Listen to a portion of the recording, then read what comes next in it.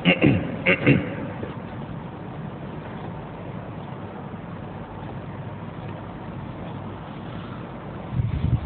الله العظيم الذي لا إله إلا هو الحي القيوم وأتوب إليه. أستغفر الله العظيم الذي لا إله إلا هو الحي القيوم وأتوب إليه. أستغفر الله العظيم الذي لا إله إلا هو الحي القيوم وأتوب إليه. أعوذ بالله من الشيطان الرجيم. بسم الله الرحمن الرحيم. السلام عليكم ورحمة الله وبركاته. الفاتحة. أعوذ بالله من الشيطان الرجيم. بسم الله الرحمن الرحيم. الحمد لله رب العالمين الرحمن الرحيم مالك يوم الدين إياك نعبد وإياك نستعين اهدنا الصراط المستقيم صراط الذين أنعمت عليهم غير المغضوب عليهم ولا الضالين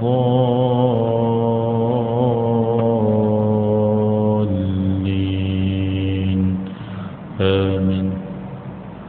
الحمد لله رب العالمين وأفضل الصلاة وأتمه التسليم على الحبيب الشافي سيدنا ونبينا محمد وعلى آله وأصحابه أجمعين.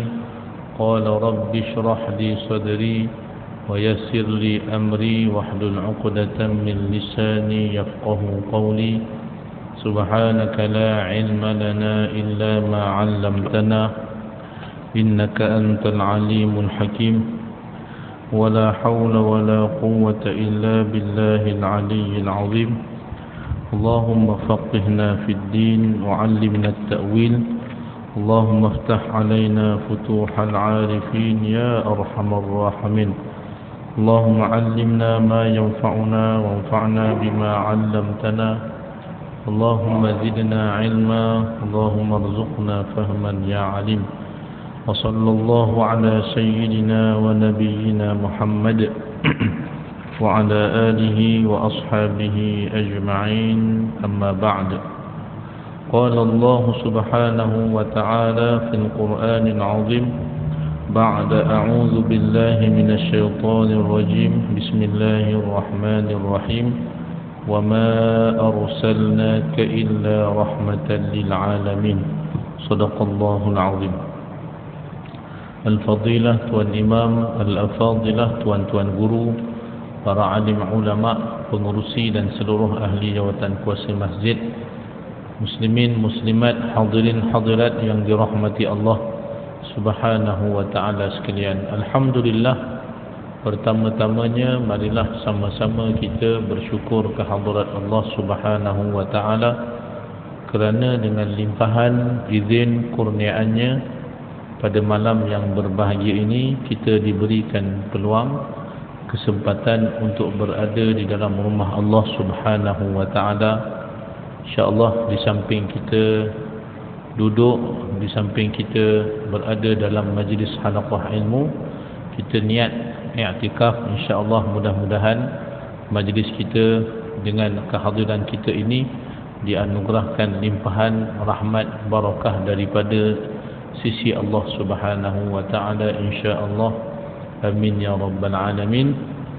Dan sebenarnya malam ini sebagai menggantikan Al-Fadil Dr. Sofiman yang tidak dapat hadir, jadi berkebetulan pula saya pada kuliah yang lalu 2 kali tak dapat datang. Jadi sebulan jugalah tuan-tuan, kan? Sebab berada di Johor Bahru sempena majlis hafazan Quran peringkat kebangsaan baru-baru ini. Jadi malam ni diberikan peluang. Jadi insya-Allah kesempatan malam ni suka untuk saya kembali menyambung perbincangan sirah Rasulullah sallallahu alaihi wasallam. Jadi insya-Allah tangguh dulu untuk pengajian tafsir. Insya-Allah nanti kan ada Ustaz, ada Dr. Sofi, nanti sambung balik insya-Allah. Jadi malam ni kita sambung sirah Nabi sallallahu alaihi wasallam. Jadi seperti biasa, saya mengajak diri saya dan para jemaah sekalian untuk kita selawat kepada Rasulullah sallallahu alaihi wasallam. Inna Allah wa malaikatahu yusalluna 'alan nabi ya ayyuhalladzina amanu sallu 'alaihi wa sallimu taslima. اللهم صل على سيدنا محمد وعلى آل سيدنا محمد. اللهم صل على سيدنا محمد وعلى آل سيدنا محمد. اللهم صل على سيدنا محمد وعلى آل سيدنا محمد. اللهم صل على سيدنا محمد وعلى آل سيدنا محمد. اللهم صل على سيدنا محمد وعلى آل سيدنا محمد. اللهم صل على سيدنا محمد وعلى آل سيدنا محمد. اللهم صل على سيدنا محمد وعلى آل سيدنا محمد. اللهم صل على سيدنا محمد وعلى آل سيدنا محمد. Alhamdulillah. Mudah-mudahan selawat yang dipanjatkan diterima Allah Subhanahu wa taala insya-Allah. Amin ya rabbal alamin. Menerusi kitab Rahiqul Maktum karangan Syekh Safiyur Rahman Al-Mubarakfuri rahimahullahu taala wa nafa'ana Allah bi'ulumihi fid darain amin. Kita masih lagi dalam perbincangan kisah satu peperangan yang hebat yang dipimpin oleh Rasulullah sallallahu alaihi wasallam, iaitulah peperangan Badar Al-Kubra yang terjadi pada bulan Ramadan tahun 2 Hijrah Nabi sallallahu alaihi wasallam bersamaan dengan 17 Ramadan bertepatan dengan hari sambutan nuzul Al-Quranul Karim. Jadi tuan-tuan muslimin, para jemaah sekalian, kita telah bincangkan bagaimana Rasulullah sallallahu alaihi wasallam tak kala mana tercetusnya peperangan antara orang-orang Islam dan juga orang-orang musyrikin Quraisy, yang mana orang-orang Islam bilangannya sebagaimana yang telah kita sebutkan, iaitulah seramai 313 berhadapan dengan 1000 orang. Jadi saat tercetusnya terjadinya peperangan, Rasulullah sallallahu alaihi wasallam berdoa kepada Allah Subhanahu wa taala. Jadi doa Nabi sallallahu alaihi wasallam ni dipanjatkan dengan bersungguh-sungguh sehinggakan selendang yang ada pada bahu baginda Rasul sallallahu alaihi wasallam itu terjatuh daripada bahu baginda Nabi sallallahu alaihi wasallam. Demikianlah menggambarkan betapa Nabi sallallahu alaihi wasallam bersungguh-sungguh di dalam berdoa, merayu-rayu kepada Allah Subhanahu wa taala akan kemenangan kepada orang-orang Islam sebagaimana yang dijanjikan. Jadi sememangnya kita pada satu-satu misi yang kita lihat ianya mustahil pada mata zahir kita, tetapi ketahuilah bahawasanya ianya sesekali tidak mustahil di sisi Allah Subhanahu wa ta'ala, asalkan kita yakin, kita doa dengan kudrat yang Allah Subhanahu wa ta'ala miliki, dan bahawasanya Allah Ta'ala tidak ada padanya sesuatu yang mustahil pada sisi Allah Subhanahu wa ta'ala. Sehingga kan ada daripada kalangan ulama Mesir yang bernama Syekh Amru Khalid, dia sebutkan pohonlah kepada Allah Subhanahu wa ta'ala pada waktu mustajab, iaitulah pada waktu tahajud, waktu qiyamul lail, dan minta yang mustahil, dan utlubul mustahil. Subhanallah, minta yang mustahil tuan-tuan. Jadi nak menunjukkan bahawasanya Allah Ta'ala ni dia maha memberi, dia maha mengurniakan, dia maha menerima permohonan daripada hamba-hambanya, termasuk dalam peristiwa ini. Akhirnya Allah Subhanahu wa taala turunkan bantuan daripada sisinya, iaitulah malaikat-malaikat Allah Subhanahu wa taala. Yang ini sebagaimana yang telah kita bincangkan pada kuliah yang lalu. Rasulullah SAW dia terlelap seketika dan Nabi SAW terjaga. Bila terjaga, Rasulullah SAW bingkas mengangkat kepala seraya Nabi SAW bersabda, "Abshir ya Aba Bakr, hadza Jibril ala thanayahu an-naqa." Atau kama qala Rasulullah SAW, "Terimalah berita gembira wahai Abu Bakar, ini Jibril yang telah datang melalui denai-denai yang penuh berdebu." Dan juga dalam riwayat-riwayat yang lain disebutkan banyak tentang pertolongan Allah Subhanahu wa taala, iaitulah datangnya pertolongan daripada kalangan malaikat-malaikat Allah Subhanahu wa taala dalam peperangan Badar ini. Kemudian Rasulullah sallallahu alaihi wasallam memakai baju besi dan Nabi SAW pun keluar daripada bangsal sambil Nabi SAW melompat seraya berkata, "Sayuhzamul jam'u wa yuwalluna ad-dubur." Yang bermaksud kumpulan mereka yang bersatu itu tetap akan dikalahkan dan mereka pula akan berpaling lari. Kemudiannya Rasulullah sallallahu alaihi wasallam mengambil segenggam tanah daripada batu-batu kerikil seraya menghadap ke arah orang-orang kafir Quraisy.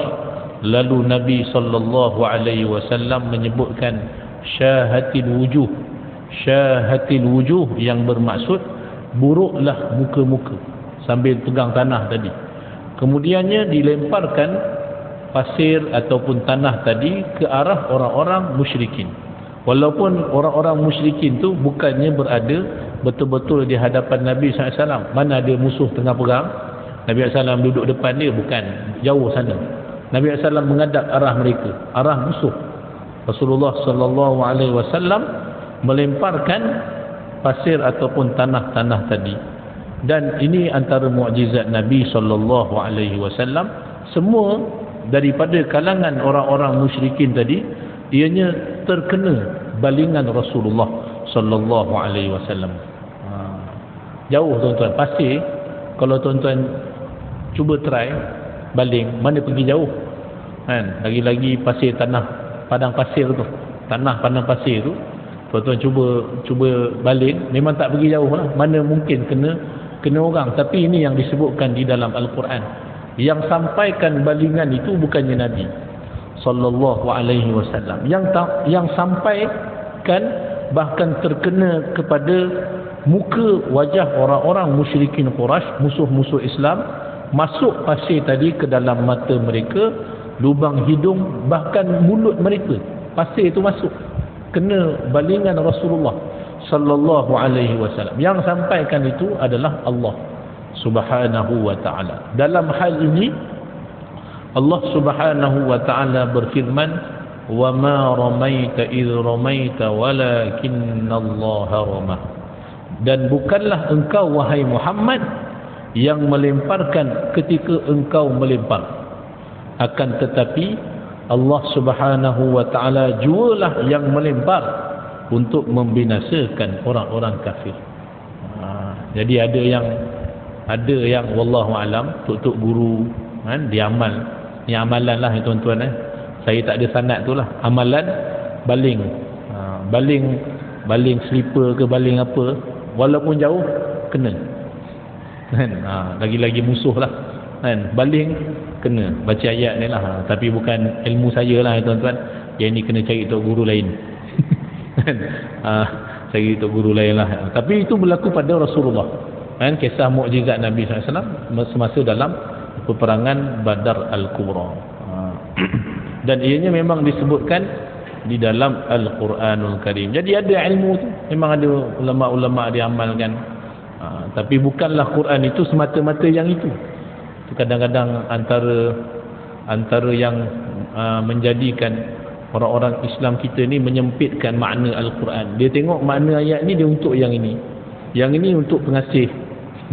kan? Yang ini untuk baling batu, kan? Ayat baling ni baca yang ini, ayat sembuh yang ini. Memang dalam Quran tu ada syifa, memang dalam Al-Quran itu ada berbagai-bagai ilmu, ada dia punya kelebihan dan makna yang tersirat dan tersurat di dalam Quran, memang ada. Ayat syifa ada tuan-tuan, baca pada air, dan ayat-ayat syifa tersebut insya-Allah bila diberikan minum kepada orang yang sakit dengan izin Allah, sembuh penyakit. Kan? Itu juga ada ayat pengasih, ada juga. Kan? Tapi bukan maknanya itu je. Itu yang salah tu. Dia ingat ayat Quran untuk amalan tu. Untuk hilangkan diri pun ada juga. Kan? Allah SWT pada surah Yasin. Sebagaimana dalam peristiwa Nabi SAW hijrah. Nabi SAW baling pasir itu, campakkan ataupun tembakan pasir itu di atas kepala orang-orang musyrikin Quraisy. Jadi Rasulullah SAW baca ayat surah Yasin. Wa ja'alna min baini aydihim sadda wa min khalfihim sadda fa aghshaynahum fahum la yubsirun. Jadi tak nampak orang kafir, tak nampak. Jadi orang ambil dia punya pelajarannya, ini ayat untuk hilangkan diri. Kan? Nampak polis roblok, baca ayat tu, wa ja'alna min baini aydihim sadda, supaya polis tak nampak. Jadi bukan itu sebenarnya tujuan utama daripada ayat-ayat suci Al-Quranul Karim. Maka tak kala itu, semasa Nabi SAW melemparkan tanah ataupun pasir tadi kepada orang-orang musyrikin Quraisy, pihak musuh Islam, maka saat ketika itu orang-orang kafir mereka menjadi kucar-kacir, habis.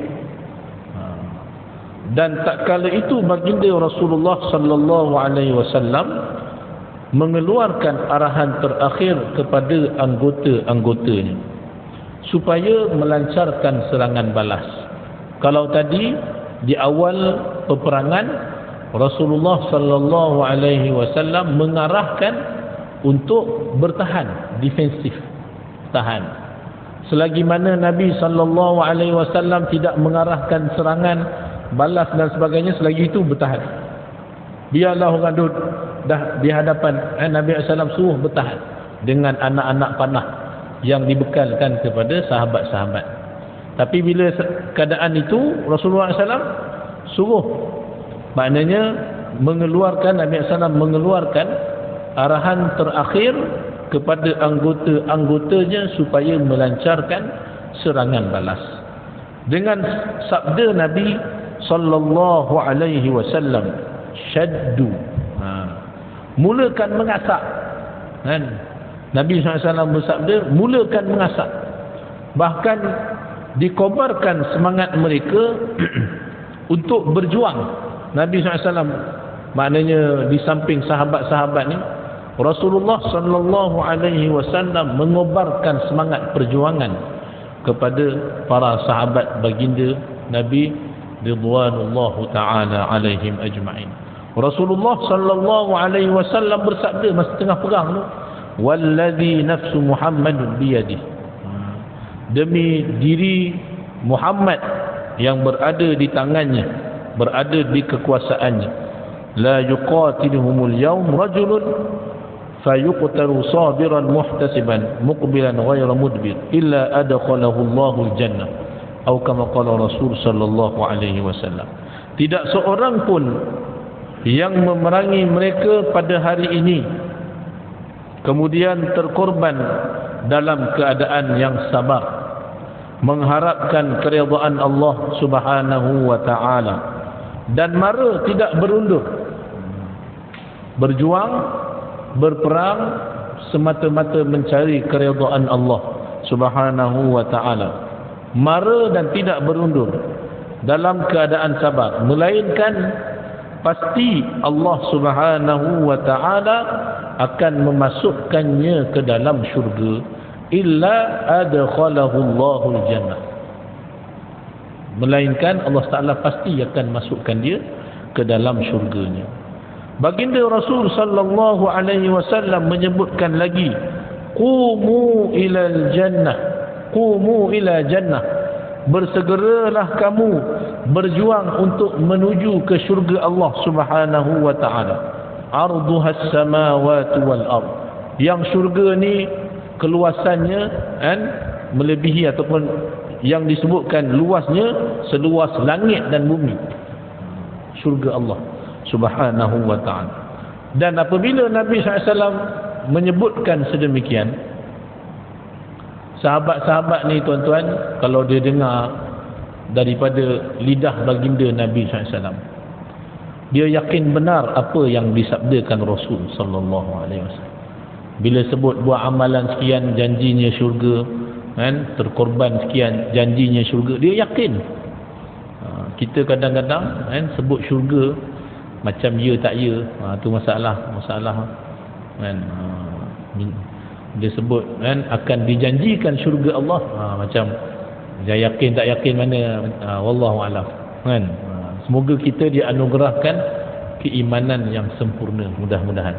Sahabat-sahabat ni Nabi SAW menyebutkan, mengobarkan semangat dan menjanjikan syurga buat mereka. Dia punya keyakinannya setinggi langit, yakin sungguh, memang yakin. Sehingga kan pada saat ketika itu, wahina idzin, masa saat ketika itu, qala Umair bin Humam, berkata seorang sahabat yang bernama Umair bin Al-Humam. Umair bin Al-Humam, bila dia dengar Nabi SAW menjanjikan syurga itu seluas langit dan bumi, sahabat ni berkata, bakh. Apa maksud bakh ni? Tuan-tuan, maksudnya eloklah. Bakh, kata sahabat ni. Faqala Rasulullah sallallahu alaihi wasallam, Nabi SAW pun tanya kepada dia, apa maksud bakh? Apa maksud kamu sebut eloklah tadi? Ma yahmiluka ala qawlik bakh, apa yang kamu maksudkan? Mengapa kamu kata begitu? Kan? Eloklah. Lantas sahabat ini pun menjawab, la, tidak wahai Rasulullah. Wallahi ya Rasulullah, demi Allah wahai Rasulullah, illa raja, melainkan kerana aku ni sangat mengharapkan. Kerana terlalu mengharapkan, saya termasuk daripada kalangan ahli syurga Allah Subhanahu wa ta'ala. Ini sahabat-sahabat, kalau disebutkan syurga, sangatlah dia mengharapkan semoga dia termasuk daripada kalangan ahli syurga Allah Subhanahu wa ta'ala. Jadi kita pun semoga dikurniakan pengharapan yang sama. Mohon syurga Allah. Allahumma inna nas'aluka ridhaka wal jannah. Minta syurga lah tuan-tuan. Dalam doa tu minta syurga lah. Nas'aluka ridhaka wal jannah. Kami memohon kepadamu ya Allah ridhamu dan juga syurgamu ya Allah. Wa na'udzubika, dan kami memohon perlindungan denganmu, min sakhatika, daripada kemurkaanmu, wan nar, dan juga menjadi ahli neraka, wal iazu billah. Minta lindung dengan Allah daripada kemurkaan Allah dan juga menjadi termasuk daripada kalangan ahli neraka Allah. Jadi tuan-tuan muslimin, para jemaah sekalian, sahabat disebut kerana aku mengharapkan sangat, termasuk dalam kalangan ahli syurga Allah Subhanahu wa ta'ala. Semoga kita juga dikurniakan dengan perasaan ataupun pengharapan yang sama insya-Allah. Mohon semolehnya bukan bulan Ramadan je baca doa tadi. Ini tidak tuan-tuan, memang doa tu familiar bulan Ramadan. Kalau Tok Imam baca je doa tu kata ini bulan Ramadan ke? Allahumma inna nas'aluka ridhaka wal jannah wa na'udzubika min sakhatika wan nar. Jemaah pun tanya, ni bulan Ramadan ke? Ni bukan doa bulan Ramadan. Doa ni baca bila-bila, baca tiap-tiap waktu pun tak apa, bagus. Sebab mohon dikurniakan syurga, redha dan syurga Allah Subhanahu wa ta'ala. Lebih molek lagi minta syurga yang tertinggi. Allahumma inna nas'alukal jannatal firdausil a'la. Ya Allah, ya Tuhan kami memohon kepadamu ya Allah, syurgamu, syurga Firdaus yang paling tinggi. Syurga yang paling tinggi adalah syurga Firdaus. Mohon syurga Firdaus, itu lagi molek. Jadi bila mana kita kerap, kita istiqamah, kita selalu minta, insya-Allah dalam banyak-banyak permohonan tu ada ketika dan waktu yang diperkenankan Allah Subhanahu wa ta'ala. Jadi kena istiqamahlah baca, paling kurang selepas solat. Nas'aluka ridhaka wal jannah wa na'udzubika min sakhatika wan nar. Bukan bulan Ramadan saja kan, bukannya di antara tarawih sahaja doa tu, tapi bahkan pada tiap-tiap masa dan tiap-tiap waktu kita doa mohon dianugerahkan syurga Allah. Pengharapan supaya kita ni tergolong dalam kalangan ahli syurga Allah. Di dunia ni alhamdulillah dilorongkan Allah Subhanahu wa ta'ala berada di dalam taman-taman syurga. Jangan kita ingat kita datang masjid, kita duduk dalam majlis ilmu ni kerana kita baiknya kita kan. Jangan kita ingat macam tu. Sudahnya bila kita kata kerana kita, maka kita akan merendah-rendahkan rakan-rakan kita yang tak datang masjid. Dia orang ni bukan boleh kira ni sibuk sangat hal dunia kan, sibuk sebab kita rasakan baiknya kita tu kerana kita. Tetapi bahkan sebenarnya yang menginginkan kebaikan kepada kita itu adalah Allah Subhanahu wa ta'ala. Allah Ta'ala nakkan kebaikan itu kepada kita. Allahu Akbar.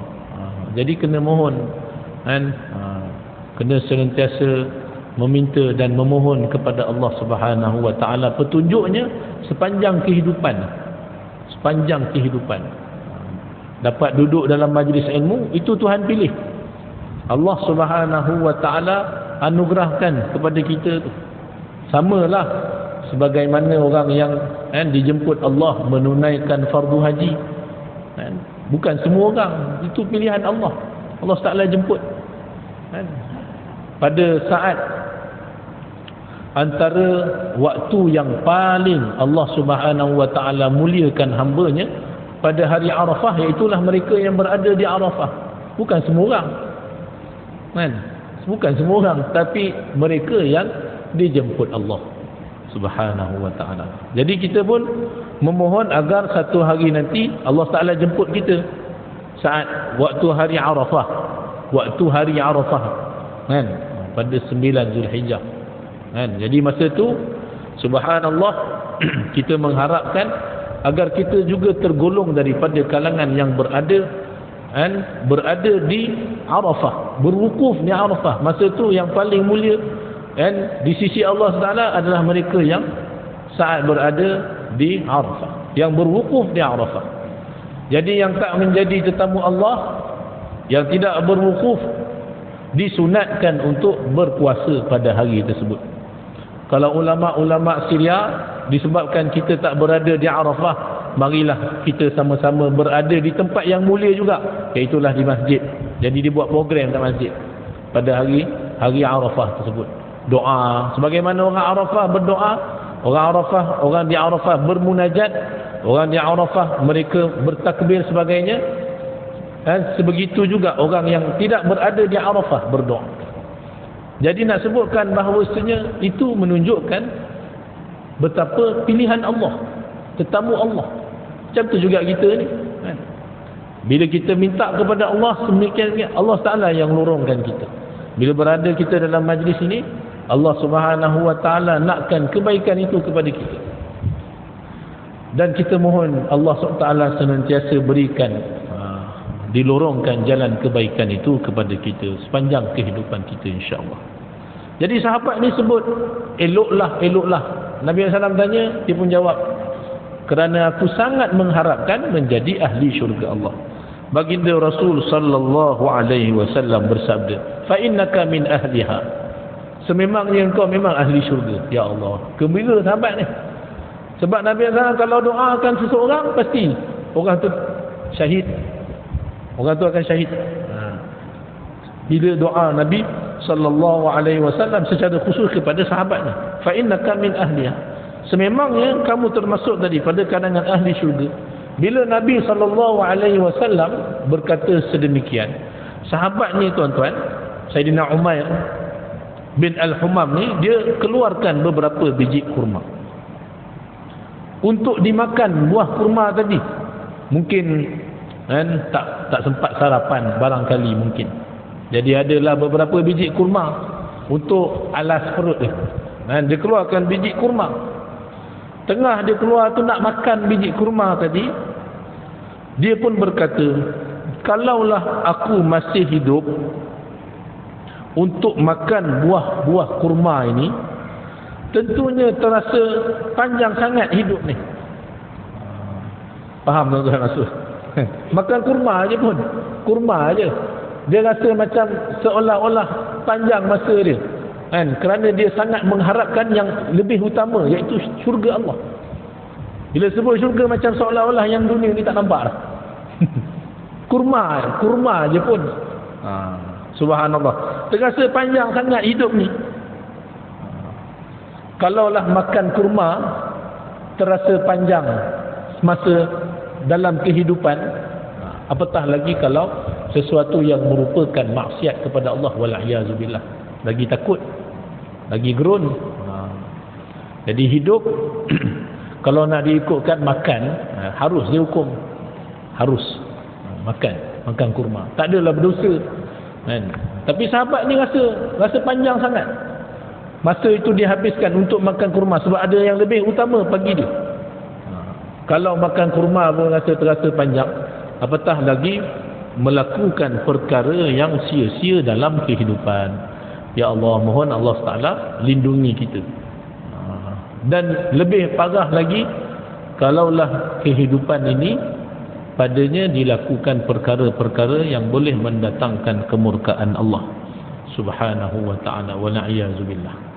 Jadi masa yang ada dan peluang hidup yang Allah Subhanahu wa ta'ala anugerahkan, sememangnya adalah peluang untuk kita sama-sama mencari bekalan sebanyaknya untuk bertemu dengan Allah Subhanahu wa ta'ala. Jangan disia-siakan tuan-tuan.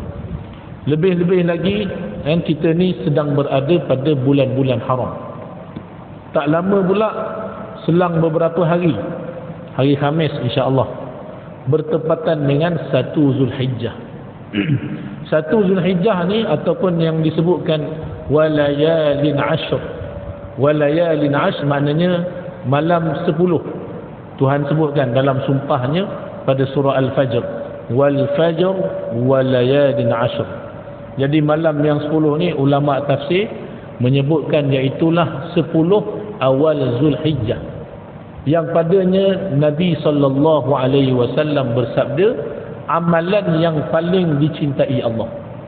Siapa sahaja beramal pada 10 awal Zulhijjah, apa-apa amalan, walaupun amalan itu bukan amalan yang afdal, amalan yang biasa je, tapi kalau dilaksanakan pada 10 awal bulan Zulhijjah, maka dia termasuk amalan yang afdal, kategori ahabbu ilallah, paling dicintai Allah Subhanahu wa ta'ala. Kata ulama lagi, bila Allah SWT gandakan satu-satu amalan pada satu-satu hari yang istimewa, sebagaimana 10 malam yang terakhir dalam bulan Ramadan, sepatutnya hamba Allah Subhanahu wa ta'ala ini merebut peluang, ambil peluang.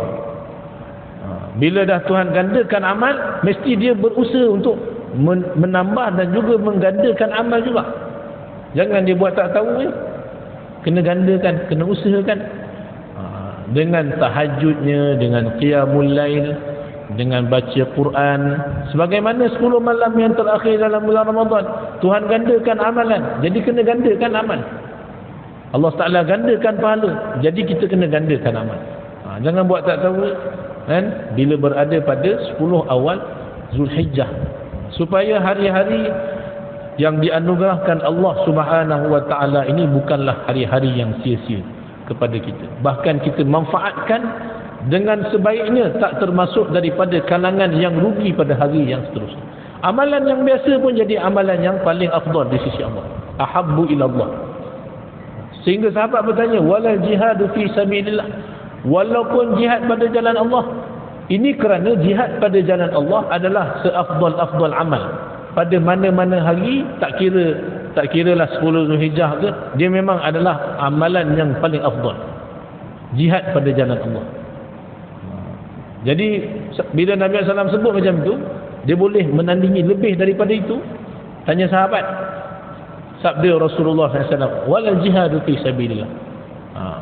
Sekalipun jihad pada jalan Allah Taala. Jadi amalan tu memang afdal sungguh, kan, mengatasi jihad di jalan Allah. Melainkan sabda Rasulullah SAW mafhumnya, mereka yang keluar daripada rumahnya di jihad jalan Allah dan dia tak kembali semula, syahid, itu orang yang paling afdal lah berbanding dengan yang beramal pada 10 awal bulan Zulhijjah. Jadi memang kena gandakan amal, kena usahakan, bacaan Qurannya, doanya, tahajudnya, solat fardu berjemaahnya, dan berbagai-bagai amalan lagi yang kita perlu usahakan pada 10 awal bulan Zulhijjah. Dikatakan kerana kemuliaan 10 Zulhijjah ini, kerana semua amalan-amalan yang besar-besar berkumpul pada hari tersebut. Kalau hari-hari lain solat ada, puasa bulan Ramadan, begitu juga Allah SWT Muhammad puasa, zakat, tapi haji tak ada. Yang ini termasuk haji sekali. Haji ada termasuk. Subhanallah. Semua amalan-amalan ibadah yang besar-besar semua berkumpul pada 10 awal Zulhijjah. Muslimin pada jemaah sekalian, jadi bila dia saat nak makan tu, dia kata rasa panjang sangat, lantas dicampakkannya buah-buah kurma tadi, dicampakkan. Kemudian terus dia berjuang di jalan Allah Subhanahu wa ta'ala, sehinggalah hatta qutil, sehinggalah dia terbunuh dan syahid di jalan Allah Subhanahu wa ta'ala. Muslimin para jemaah yang dirahmati Allah Subhanahu wa ta'ala sekalian, itulah antara salah satu daripada kisah yang hebat, kisah para sahabat baginda ridwanullahu ta'ala alaihim ajma'in, bagaimana mereka ini membenarkan sabdaan Rasulullah sallallahu alaihi wasallam. Bukan semata-mata mereka mendengar, tapi mereka berusaha untuk menjadi sebagaimana yang disebutkan oleh Rasulullah sallallahu alaihi wasallam. Itu disebutkan tentang kemuliaan syurga, dia berusaha untuk menjadi ahli syurga Allah Subhanahu wa ta'ala. Jadi kita pun tuan-tuan hari ni tak adalah jihad, berperang sebagainya, kena usaha juga jadi ahli syurga, jihad lah tu, datang masjid, baca Quran, itu ciri-ciri dia tu menuju ke jalan syurga Allah. Duduk dalam majlis ilmu, sedekah, infak, jadi semua-semua tu ibarat seperti jalan kita lah, jihad kita lah tu, menuju kepada Allah Taala. Sahabat saat ketika Nabi SAW sebut tentang syurga tu, jadi masa tu perang, mereka sedang berjihad di jalan Allah, berperang di jalan Allah. Jadi mereka usaha pada jalan itu. Kita belum ada lagi seruan berperang. Jadi yang ada ni, jalan-jalan ni, hadir majlis ilmu, bangun tahajud, qiyamul lail, sedekah, infak, wakaf, kurban. Ni semua termasuk dah ni. Kurban tak lama ni.